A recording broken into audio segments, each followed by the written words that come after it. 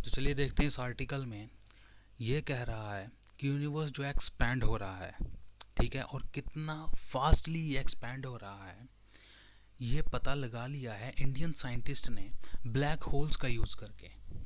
तो चलिए देखते कैसे। जैसे कि हमें पता है कि बिग बैंग एक ऐसा मोमेंट था, ठीक है, जिससे जो है ये यूनिवर्स बना। चलिए, ये एक सिंगल पॉइंट। अब ये क्या हुआ, ये एक्सप्लोड हुआ, प्रोटॉन्स बने, न्यूक्लियर फ्यूज़न स्टार्ट हुआ। न्यूक्लियर फ्यूज़न जो है यहाँ पर एंड हुआ। फिर उसके बाद यहाँ पर आप देख सकते हैं कि एक न्यूट्रल हाइड्रोजन फॉर्म बनी। यहाँ पर एंड में हमारी मॉडर्न यूनिवर्स बनी, जिसे बनने में 13.8 बिलियन ईयर्स लग गए। अब क्या हुआ, जब से बिग बैंग हुआ है तब से यूनिवर्स जो है एक कांस्टेंट रेट से एक्सपैंड कर रहा है। अब ये किस रेट से एक्सपैंड कर रहा है ये हमें अभी डेफिनेटली नहीं पता है, ठीक है। तो इंडियन रिसर्चर जो हैं उन्होंने एक मेथड रखा, क्यों ना हम जो बाइनरी ब्लैक होल से जो ग्रेविटेशनल वेव्स निकल रही हैं उसका यूज़ करके हम ये पता लगा सकते हैं कि यूनिवर्स जो है किस रेट से एक्सपैंड हो रहा है। ये जो रिसर्चर हैं Bengaluru's international centre for theoretical science ICTS, जो अंडर है Tata institute of fundamental research में, इन्होंने कोलैबोरेट किया inter university centre for astronomy and astrophysics IUCAA और university of California in Santa Barbara gravitational wave. अब एक्चुअली यहाँ पर यह है कि जो स्पेस और टाइम का जो फैब्रिक है उसके ऊपर जो रिपल्स जो बने होते हैं, रिपल्स यानी वेव, स्पेस और टाइम के जो फैब्रिक पे जो वेव्स बनी होंगी that is called a gravitational wave. अगर हम यहाँ पे देखें तो एक्चुअली ये दो ऑब्जेक्ट हैं।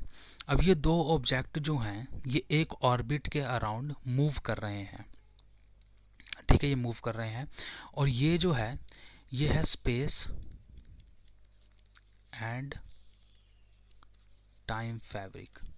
अब ये स्पेस और टाइम फैब्रिक है जिसे आप देख पा रहे हैं। अब ये ऑब्जेक्ट जो हैं अपने ऑर्बिट के अराउंड मूव कर रहे हैं, तो आप ये देख सकते हैं कि यहाँ पर ये जो है ये वेव्स बनना स्टार्ट होगी और यही वेव्स जो हैं कहलाती हैं ग्रेविटेशनल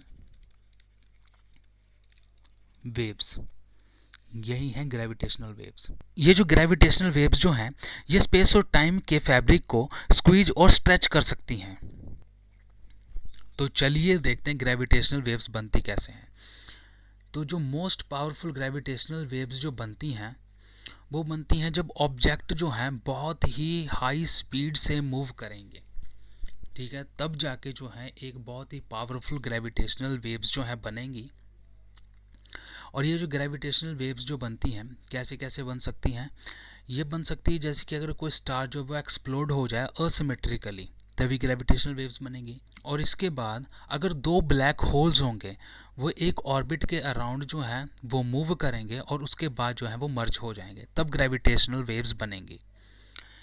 अभी हमें पता है कि ये जो ग्रेविटेशनल वेव्स जो हैं ये इनविजिबल हैं फर्स्ट ऑफ ऑल, और दूसरे ये ट्रैवल करती हैं लाइट की स्पीड से, और इन्हें डिटेक्ट किया गया था 2015 में, यानी 2015 में इन्हें डिटेक्ट किया गया था। इससे पहले इलेक्ट्रोमैग्नेटिक एनर्जी की ऑब्जर्वेशन करके हम यूनिवर्स का एक अनुमान लेते थे। तो रिसर्चर्स की टीम ने ये कहा कि हम ग्रेविटेशनल लेंसिंग का यूज़ करके ये पता लगा सकते हैं कि यूनिवर्स जो है वो किस रेट से एक्सपैंड हो रहा है,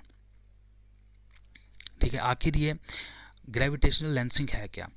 अब देखिए यहाँ पर एक कन्वेक्स लेंस लिया गया है।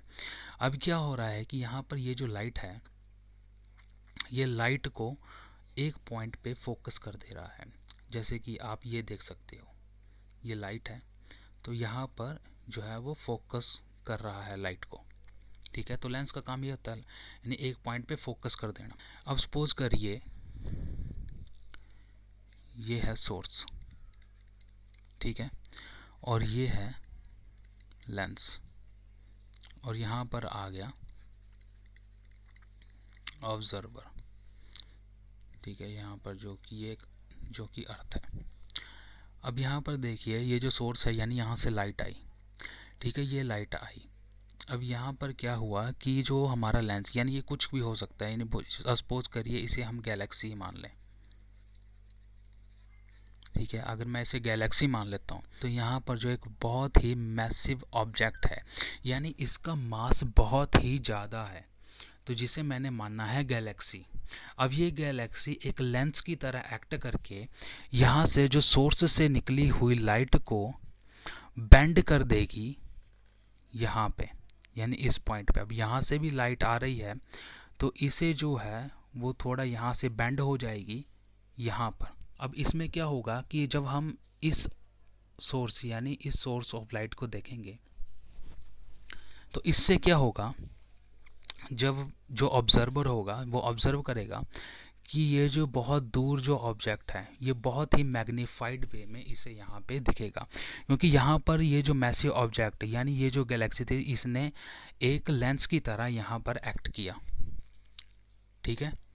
तो इसे कहा जाता है ग्रेविटेशनल लेंसिंग। तो इसी ग्रेविटेशनल लेंसिंग का हम यूज़ करेंगे। अब यूज़ कैसे करेंगे, अब ये जो है ये ब्लैक होल है, ठीक है, ये ब्लैक होल है। अब यहाँ से जो है ये जो है ग्रेविटेशनल वेव है।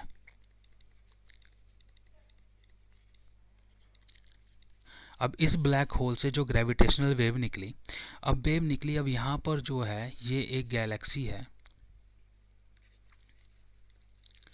गैलेक्सी, यानी इसका मास जो है बहुत ज़्यादा है, यानी बहुत ज़्यादा मास है। अब इसकी वजह से क्या हो रहा है, ये जो ग्रेविटेशनल वेव जो है यहाँ पर ये टर्न हो जाती है। अब यहाँ पर ये टर्न हो जाएगी और यहाँ पर जो है इसकी डायरेक्शन चेंज हो जाएगी और यहाँ पर जो है हमारे जो ऑब्जर्वर है वहाँ पर पहुँच जाएगी, ठीक है। वैसे यहाँ पर देख सकते हैं कि यहाँ से जो ग्रेविटेशनल वेव आई यहाँ पर ये टर्न हुई और यहाँ पर जो है ये ऑब्जर्वर के पास पहुँच गई। जैसे कि आप यहाँ पर देख सकते हैं कि यहाँ पर जो ग्रेविटेशनल वेव ने जो है वो जस्ट लाइक लाइट की तरह अपने पाथ को डेविएट कर दिया, यानी चेंज कर दिया। यहाँ पे क्वेश्चन ले लेते हैं कि ये जो लेंसिंग जो होगी इसके कारण जो है बहुत सी जो कॉपीज बन गई हैं हमारी सेम ग्रेविटेशनल वेव की, ठीक है। और क्या होगा, ये जो जितनी भी ग्रेविटेशनल वेव्स हैं, ठीक है, इन्हें अर्थ पे पहुंचने के लिए जितना टाइम लग रहा है उसे कैलकुलेट करके हम ये पता लगा सकते हैं कि यूनिवर्स जो है वो किस रेट से एक्सपैंड हो रहा है।